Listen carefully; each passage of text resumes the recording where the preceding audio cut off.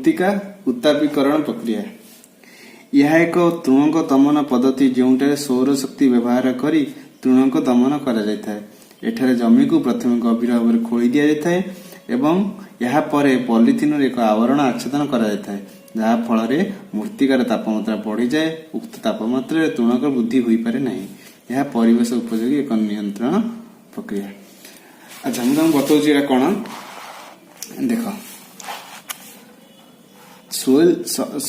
जो मृत्तिका उत्तापीकरण प्रक्रिया कौन करा जाए, आमर ये जो जमीटा अच्छी जमी को कौन करवा ना सौर शक्ति व्यवहार करवा। कौ शक्ति व्यवहार करवा? सौर शक्ति व्यवहार करवा। सौर शक्ति व्यवहार करिया व्यवहार केमिति करवा?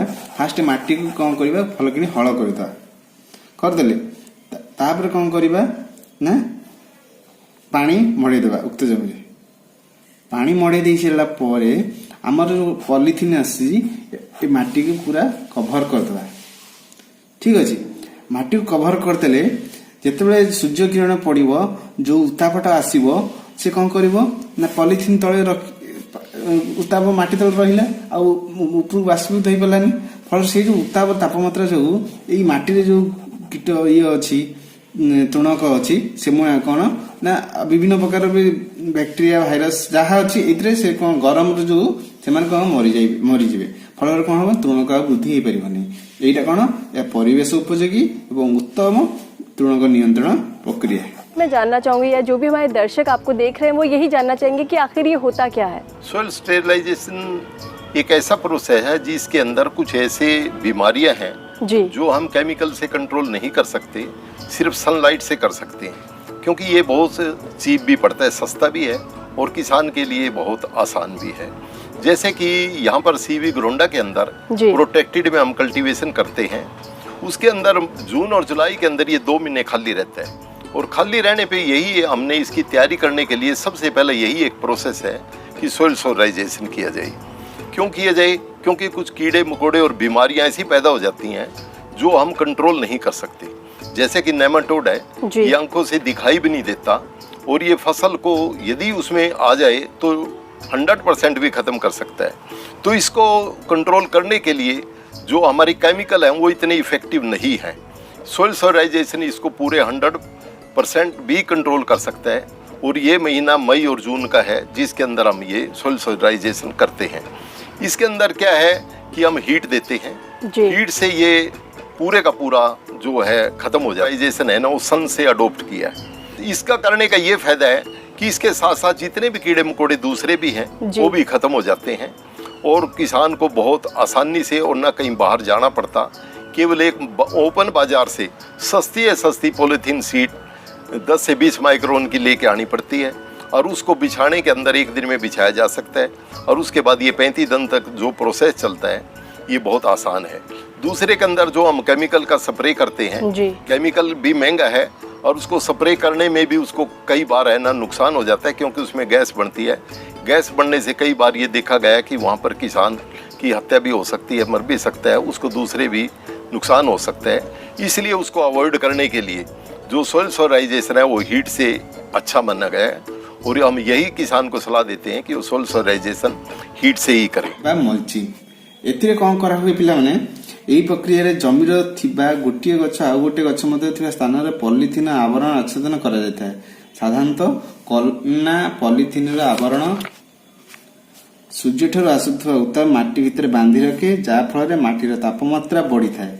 यही बढ़ुवा तापमात्रा रे तृणकर वृद्धि हो पारे ना। यह एक उत्तम तृणक नियंत्रण प्रक्रिया।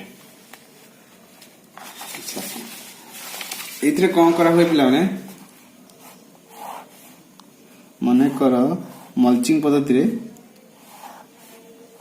लंबा लंबा तमें शेयर करदेल। या उपरे गोटे पॉलिथिन ब्लैक कलर पॉलिथिन आसी ऊपर ब्लैक तल सिल्वर कलर आसुची से पॉलिथिन कौन करा हुए ना आ ऊपर पूरा बिछे दिया जाए। ठीक अच्छे, ये तुम बुड़ा जलसेचन पानी आउ दे पार ये तुम ड्रिप इरिगेशन व्यवहार करा पड़ो। ये जो पॉलिथिन पकड़ा पूर्व गोटे बुंदा जलसेचन पाइपटा बिछेदब ता ऊपर पॉलिथिन टा दे देकी साइड रे माटी सब दियाहब तापर एटू होल करी गोटे गोटे गछ लगाहब।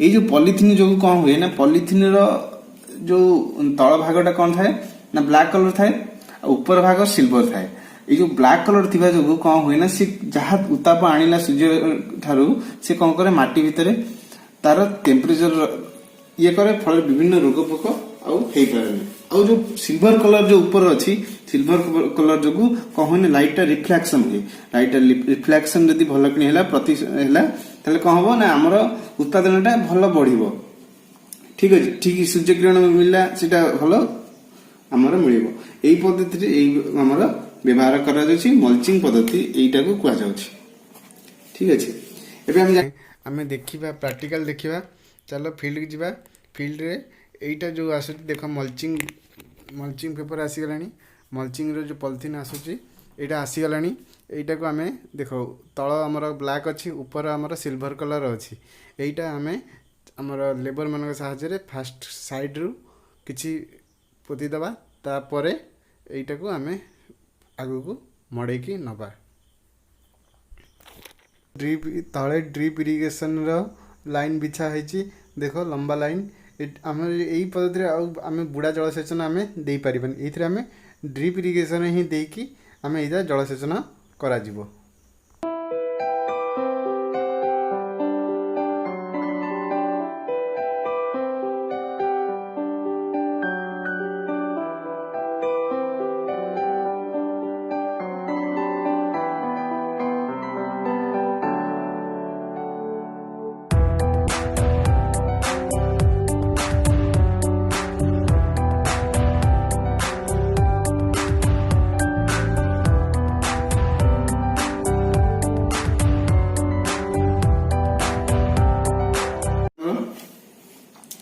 उपकारिता कौन ना प्रारंभिक खर्च कम पड़े कर्षण पद्धति कौन हुए ना प्रारंभिक खर्च कम पड़े द्वितीय यही पद्धति सहजरे समस्त द्वारा आदृत हो पारे कौन हम ना सहजरे समस्त द्वारा आदृत हो पार एथिरे कौशली व्यक्तिर आवश्यकता पड़े नहीं कौन सी बेसी टेक्नोलोजी जानी टेक्निकल नॉलेज एत दरकार नहीं नॉर्मल लोक ही करें ये नहीं यही पद्धति द्वारा मुख्य फसल क्षति हुए नहीं यही पद्धति कौन होमर मुख्य फसल किसी क्षति हुए नहीं यह एक परिवेश सापेक्ष तृणगत दमन पद्धति यहाँ कौन ना परिवेश सापेक्ष तृणगत दमन पद्धति अपकारिता कौन ना यही पद्धति समय सापेक्ष एवं अधिक एथिरे श्रमिक खर्च बहुत होता है कौन हुए समय सापेक्ष आ कौन श्रमिक खर्चटा बहुत होता है कारण एते जो आमे जो मल्चिंग पेपर बिछेबा ताकू ये करबा ए सब पई लोक तम